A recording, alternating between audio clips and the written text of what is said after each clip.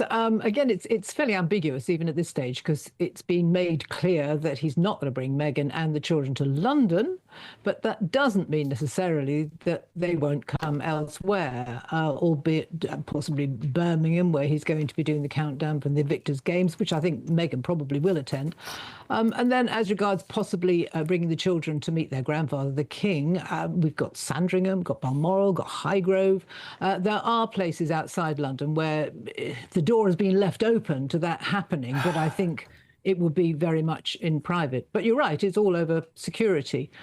For the life of me, I cannot understand why this has been allowed to happen. I don't understand why he's not being given security. He feels he needs it. He is the king's son.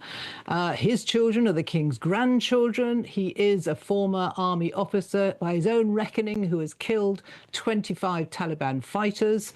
And as regards anyone who wishes this country ill, he still is probably a working royal. They don't know the difference or don't bother with these nuances of whether you're working royal or not. He's a prince, he's royal, and he's a target.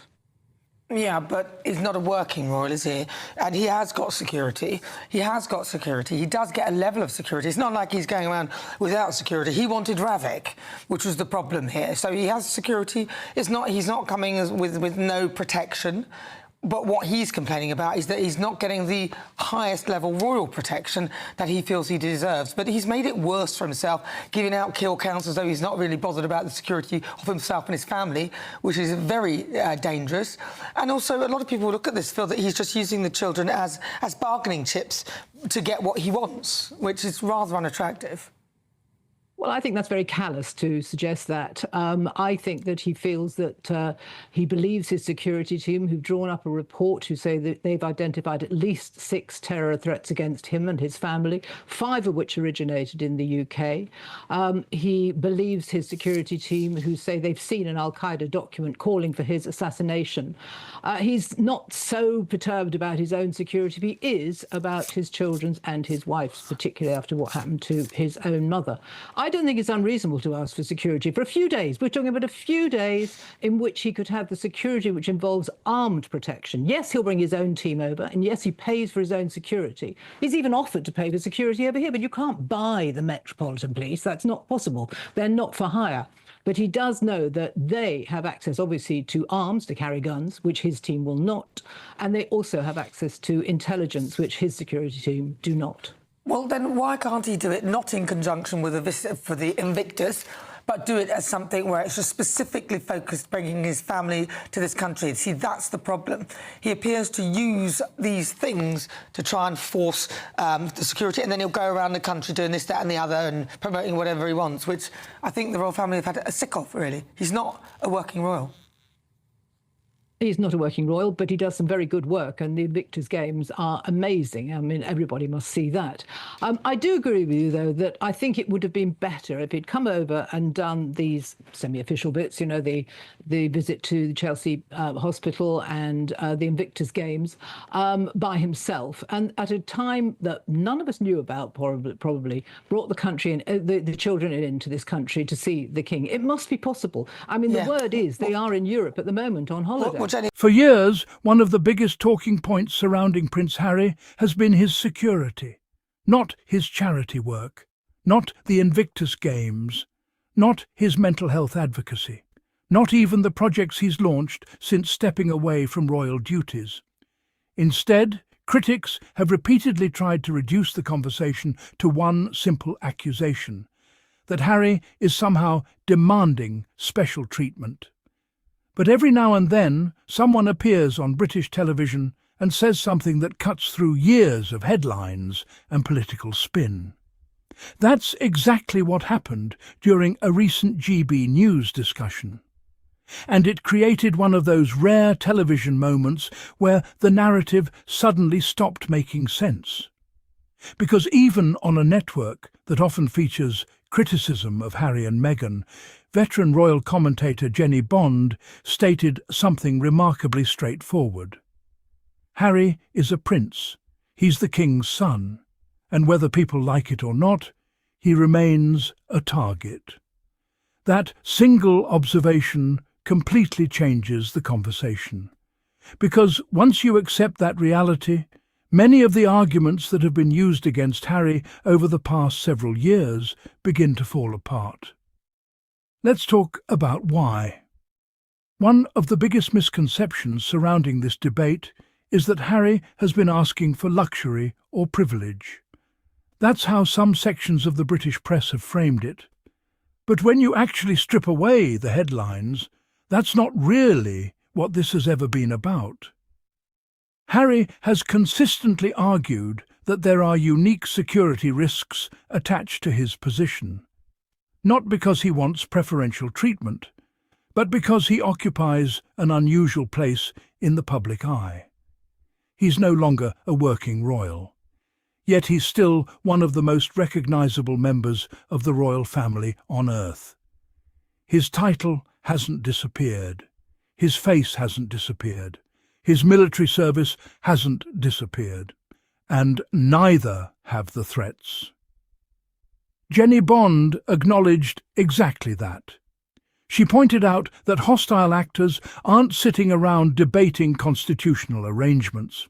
They aren't asking whether Harry currently cuts ribbons on behalf of Buckingham Palace. To extremists, he's simply Prince Harry, the King's son, a royal, and therefore a symbolic target. That's not an emotional argument, it's a practical one. Interestingly, the conversation became even more revealing when the presenter tried steering things back toward the familiar criticism. The argument quickly shifted to saying, well, Harry already has security. Technically, yes, he does. But that's never been the central issue. The debate has always been about the type of security available during visits to the United Kingdom. Private security can provide protection, but it cannot access government intelligence. It cannot receive the same threat assessments. It cannot legally carry firearms in Britain in the same way specialist police officers can. And it cannot replace the resources available through official protection. That's the distinction Harry has repeatedly made. Whether people agree with him or not, that's the actual argument. Unfortunately, that nuance often disappears once the tabloids reduce everything to dramatic headlines. Jennie Bond also made another important point. Harry reportedly believes the professional assessments made by his own security experts. According to the discussion, those assessments identified multiple terror threats involving Harry and his family. If that's the information being presented to him, wouldn't most parents take it seriously? Whether you're famous or not, if trained professionals tell you your family faces elevated risks, you're probably going to listen, especially if your wife and children are involved. That's not being dramatic. That's being responsible. And this is where the discussion inevitably circles back to history. Because Harry has spoken repeatedly about losing his mother. No one can erase what happened to Princess Diana. Whatever opinions people have about Harry today, that experience shaped him forever. Growing up after such a globally documented tragedy would inevitably affect how someone thinks about protecting their own children. It's hardly surprising that security isn't just another administrative issue for him. For Harry, it's deeply personal. Yet somehow, every time this subject comes up, parts of the media attempt to portray him as unreasonable. They ask why he won't simply bring Meghan and the children anyway. But let's flip that question around. If Harry genuinely believes the security arrangements are insufficient, wouldn't it actually be irresponsible to ignore those concerns? Parents make decisions based on what they believe keeps their children safest. Millions of families do exactly that every single day. The difference is that their choices aren't debated across television studios. One exchange during the discussion stood out. The presenter suggested Harry might be using his children as bargaining chips. Jennie Bond pushed back immediately. She called that suggestion callous. And honestly, many viewers probably agreed. Regardless of where someone stands politically or personally, Accusing a parent of exploiting concerns about their children's safety requires strong evidence. Otherwise, it risks becoming speculation rather than analysis. This raises a broader question. Why does so much coverage surrounding Harry begin with assuming bad faith? If he speaks about security, he's accused of manipulation. If he doesn't speak, people accuse him of hiding something. If he visits Britain alone, people ask why Meghan and the children stayed away. If he doesn't visit, he's accused of abandoning his family. It often feels like the criticism shifts to ensure there is always something to attack. Social media reactions echoed many of these frustrations.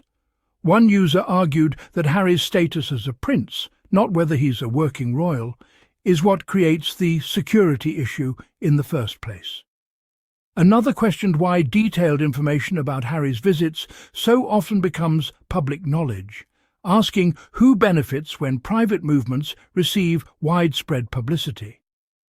Others suggested that if adequate protection had remained available, Meghan and the children might have visited Britain more often over the years. Whether or not one agrees with every comment online, they all revolve around the same underlying concern. If there are credible risks, shouldn't those risks be taken seriously rather than dismissed outright? There's also another contradiction that's difficult to ignore. Critics frequently insist Harry isn't important enough to require enhanced security. Yet those same critics devote endless headlines to his every move, every speech, every interview, every appearance, every holiday, every legal case, every charitable event.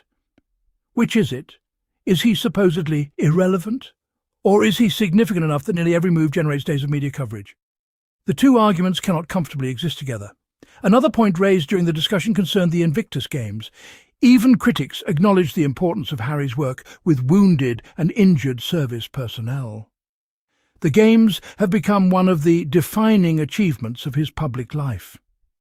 Across multiple countries, Invictus has inspired veterans and their families while bringing international attention to recovery and resilience.